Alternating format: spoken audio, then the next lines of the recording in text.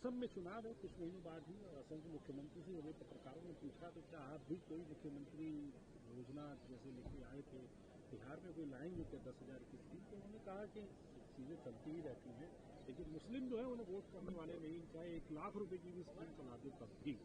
मुझे लग रहा है कि हेमंत विश्व शर्मा जी को अपनी पुरानी बाइट उठा के देखनी चाहिए, 2014 से पहले के अपने भाषण उठा के देखनी चाहिए, जब वो एक अलग वस्त्र में और टोपी लगा करके जब वोट मांगा करते थे, तब तो कोई इस तरह की स्कीम उनके पास नहीं थी, लोग उनको वोट देते थे, तब तो वो कभी हिंदू मुसलमान पे बहस भी नहीं करते थे।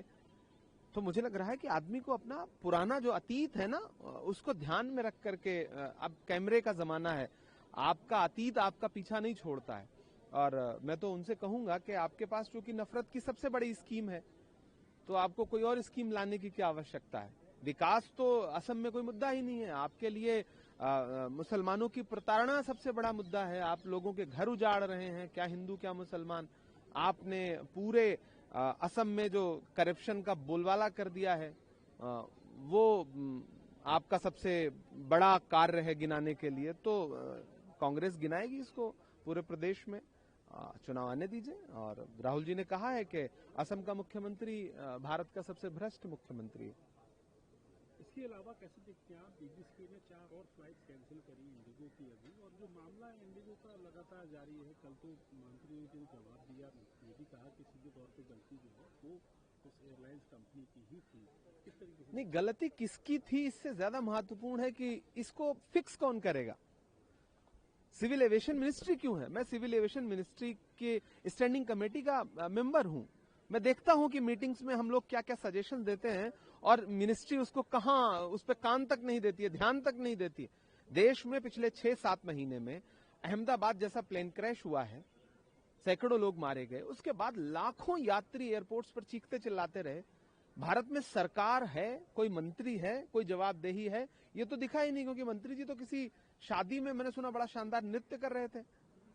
तो यात्री जो है एयरपोर्ट पे भूख से परेशान होकर के नाच रहा है, और मंत्री जी कहीं और। तो मुझे लगता है कि सरकार को ये समझना पड़ेगा कि ये इस सत्र का सबसे प्रमुख मुद्दा होना चाहिए था, प्रदूषण और इंडिगो का क्राइसिस। लेकिन इन दोनों पे बात करने को सरकार तैयार नहीं है, क्योंकि उसे जनता के सरोकारों से जुड़े मुद्दों पे बात ही नहीं करनी है। उसके मुद्दे तो 150 साल पुराने हैं। आपने एयर पोल्यूशन की बात कही, हवा में जो है जो घुल रहा है उसकी बात कही, जहरीली हवा होती है उसकी बात कही।